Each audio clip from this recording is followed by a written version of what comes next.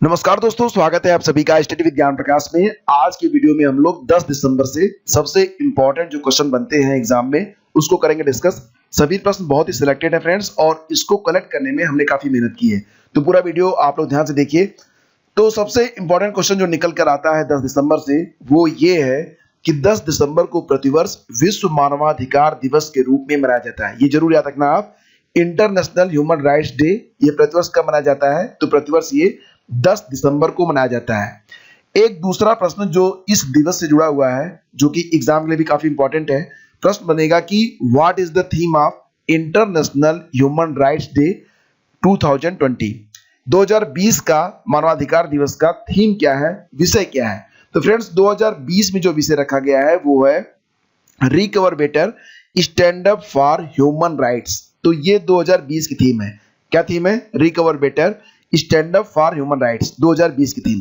2019 की थीम भी एग्जाम में पूछी जाएगी, पूछा जा सकता है, youth standing up for human rights, ये 2019 की थीम है। तो देखिए यूपीपीएससी और यूपी ट्रिपल एससी ये अक्सर जो होता है 1-2 साल पुरानी थीम भी पूछते हैं, ठीक है। तो हमें बिल्कुल पैटर्न के मुताबिक ही स्टडी करना है, इसलिए हम पुराना जो है उसको भी दोहराते हुए आगे बढ़ रहे हैं।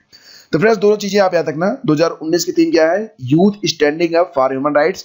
2020 की थीम क्या है? Recover better, stand up for human rights, ठीक है। तो आपको एक बात और भी याद रखना होगा कि संयुक्त राष्ट्र ने, यूनाइटेड नेशन ने 1950 में 10 दिसंबर को मानवाधिकार दिवस घोषित किया था। हालांकि इसकी घोषणा 1948 में ही कर दी गई थी, लेकिन 1950 से प्रतिवर्ष 10 दिसंबर को मानवाधिकार दिवस के रूप में मनाया जाता है। और दोस्तों इससे जुड़ा हुआ एक प्रश्न और भी जो कि भारतीय परिप्रेक्ष्य में है, तो ये प्रश्न भी पूछा जा सकता है एग्जाम में। प्रश्न बनेगा कि भारत में राष्ट्रीय मानवाधिकार आयोग का गठन कब किया गया? तो फ्रेंड्स ये जो प्रश्न है इसको आप वेरी वेरी इंपॉर्टेंट की श्रेणी में रख सकते हैं। और याद रखना कि भारत में राष्ट्रीय मानवाधिकार आयोग का जो गठन हुआ था, ये अगर आप गेस कर रहे हो कि 1950 में ही हुआ था तो ये गलत हो जाएगा, और हो सकता है कि बहुत सारे लोग गेस करें 2014 को, तो ये भी गलत हो जाएगा। तो दोस्तों इसका जो गठन हुआ था वो 1993 में ही किया गया था। सही जवाब इसका ऑप्शन सी बन रहा है, ठीक है। तो दोस्तों भारत में मानवाधिकार के बारे में बात करें तो मानवाधिकार कानून 28 सितंबर 1993 को अमल में आया था। उसके बाद 12 अक्टूबर 1993 को राष्ट्रीय मानवाधिकार आयोग का गठन हुआ। मानवाधिकार आयोग जो है ये राजनीतिक, आर्थिक, सामाजिक और सांस्कृतिक कार्य क्षेत्रों में भी काम करता है, जैसे मजदूरी, HIV, एड्स, हेल्थ, बाल विवाह, महिला अधिकार, मानवाधिकार आयोग। तो यहाँ पर जो है राष्ट्रीय मानवाधिकार काम करता है। भारत में ये अस्तित्व में आया था कब? 1993 में, ठीक है। तो ये दो प्रश्न बहुत ही इंपॉर्टेंट है। अच्छा, अगला प्रश्न भी बहुत ही इंपॉर्टेंट और बहुत ही रुचिकर है। देखिए माउंट एवरेस्ट की जो ऊंचाई है वो बढ़ रही है। दोस्तों एक बात याद रखना कि दुनिया में जो सबसे वृद्ध पर्वत माना जाता है, जो विंध्याचल पर्वत माना जाता है कि ये सबसे वृद्ध है, यानी कि इसकी ऊंचाई घट रही है। लेकिन जो हिमालय पर्वत है उसको अभी किशोरावस्था माना जाता है, यानी कि हिमालय की ऊंचाई अभी और बढ़ेगी। तो प्रश्न यहाँ पर यह है कि हाल ही में नेपाल और चीन ने माउंट एवरेस्ट की ऊंचाई को कितने सेंटीमीटर ज्यादा होने की बात कही, यानी कि इसकी जो ऊंचाई है वो बढ़ गई है। कितनी बढ़ गई है? तो दोस्तों लगभग 1 मीटर। लेकिन ये उत्तर नहीं बनेगा, उत्तर बनेगा ये 0.86 मीटर, ठीक है।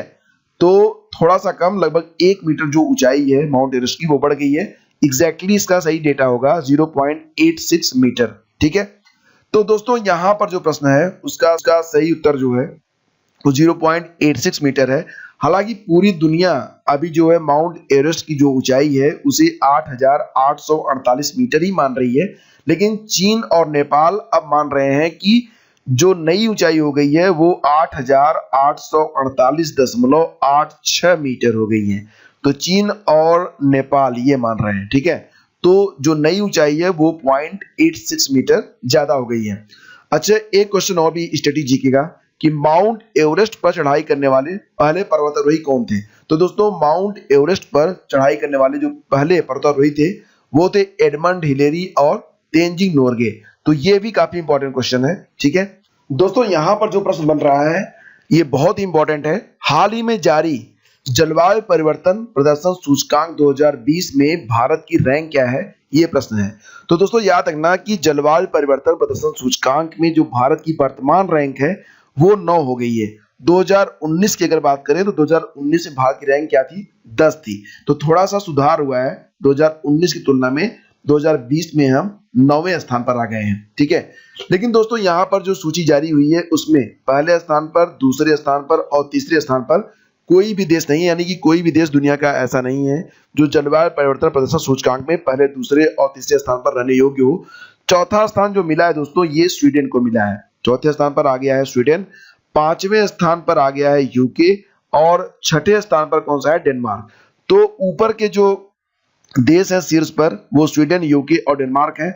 भारत जो है ये 9वें स्थान पर आ गया है, ठीक है। तो 9वें स्थान पर आ गया है इंडिया।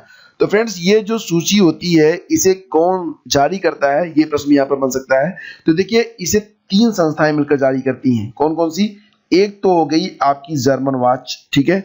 दूसरा है न्यू क्लाइमेट इंस्टीट्यूट, ठीक है, न्यू क्लाइमेट इंस्टीट्यूट, इसको एनसीआई भी कहते हैं।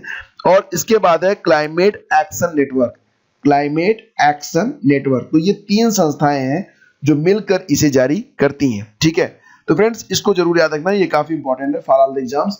2019 में भारत की रैंक 10 थी, 2020 में भारत की रैंक हो गई है 9वीं। तो ये जो काफी इंपॉर्टेंट प्रश्न है और ये जो आंकड़ा है काफी इंपॉर्टेंट है, क्योंकि यूपीपीएससी और यूपीट्रिपलएससी साथ साथ जो अन्य परीक्षाएं होती हैं उसमें कभी कभी पुराना जो डेटा होता है उससे भी प्रश्न बनते हैं, ठीक है। तो चलिए अब आगे बढ़ते हैं, अगला प्रश्न लेते हैं। हाल ही में यूनेस्को ने मध्य प्रदेश के किन 2 शहरों को अपनी विश्व विरासत सूची में शामिल किया है। विश्व विरासत सूची में शामिल होने वाले जो 2 शहर हैं वो है ग्वालियर और ओरछा, यानी कि विकल्प ई को हम आंसर करेंगे, सी और डी। इनको जो है यूनेस्को ने विश्व विरासत सूची में शामिल कर लिया है, ठीक है। यूनेस्को का मतलब होता है United Nations Education Scientific and Cultural Organisation. देखिए दोस्तों इसका उच्चारण अगर आप लोग करेंगे तो चीजें आपको याद रहेंगी लंबे समय तक। हेडक्वार्टर है यूनेस्को का कहां पर, पेरिस फ्रांस में। हेड है इसके आड्रे अजोले और इसकी स्थापना हुई थी 16 नवंबर 1945 को, ठीक है। चलिए आगे बढ़ते हैं। अगला प्रश्न होगा कि हाल ही में केंद्र सरकार ने भारत के विभिन्न राज्यों में कुल कितने खेलो इंडिया केंद्र खोलने की योजना बनाई है। दोस्तों जो खिलाड़ी रिटायर हो जाते हैं उनके सामने कभी कभी तो स्थिति बन जाती है कि वो अपना रोजगार तक यानी कि जीवन यापन तक नहीं कर पाते हैं। तो ऐसे खिलाड़ियों को जो रिटायर हो जाते हैं उनको रोजगार प्रोवाइड करने के लिए यह योजना बनाई गई है, जिसमें पूरे भारत के जो अलग अलग राज्य हैं उसमें 1000 खेलो इंडिया केंद्र खोले जाएंगे, ठीक है। तो ये संख्या काफी इंपॉर्टेंट है, प्रश्न भी बहुत ही महत्वपूर्ण है। देखिए तिरुपति खाद्य तेल जो आप यूज करते होंगे, इसकी जो ब्रांड एम्बेसडर बन गई हैं ये कौन है, ये है करीना कपूर। ऑप्शन बी इसका बिल्कुल करेक्ट है। हालांकि ये छोटा सा प्रश्न है लेकिन इंपॉर्टेंट हो सकता है अगर पूछ लिया गया तो। कोरोना वैक्सीन रजिस्ट्रेशन के लिए कौन सा ऐप लॉन्च हुआ है, जैसा कि आप लोग जानते हैं, अगर आप न्यूज सुनते होंगे आपको पता होगा कि भारत में बहुत जल्दी कोरोना वैक्सीन के बारे में बात कही जा रही है और दुनिया में सबसे अधिक कोरोना वैक्सीन को आयात करने वाला यानी कि ऑर्डर करने वाला जो देश है वो भारत ही है। दोनों बातें आपको पता होंगी। तो कौन सा ऐप होगा जिसके माध्यम से अगर आप चाहें तो वैक्सीन के लिए रजिस्ट्रेशन कर सकते हैं, तो ये ऐप है कोविन।